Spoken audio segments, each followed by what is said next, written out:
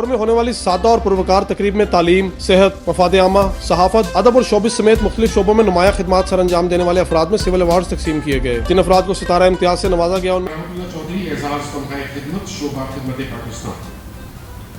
ملاوی میں پاکستانی نجات تاجر اور مخیر شخصیت جناب کرامت اللہ چودھری 2 دہائیوں سے پاکستانی اوورسیز کمیونٹی کی صدر کی حیثیت سے پاکستان کی مدد کے لیے وسعت سے پوش ہیں.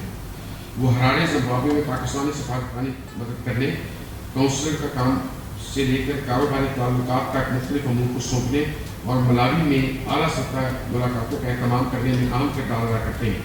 جناب کرامت نے ملاوی میں غیر قانونی پاکستانی شہریوں کی وطن واپسی، قانونی مدد فراہم کرنے کے لیے اہم کردار ادا کیا ہے.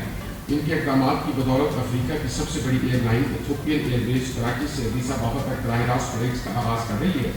ان کی لگن نے ملاوی میں پاکستان کی امیج پر مثبت اثر ڈالا ہے. خدمات پاکستان کے شعبے میں ان کی شاندار خدمات کے اعتراف میں صدر اسلامی جمہوریہ پاکستان نے جناب کرامت اللہ چودھری کو تمغہ خدمت کے اعزاز سے نوازا.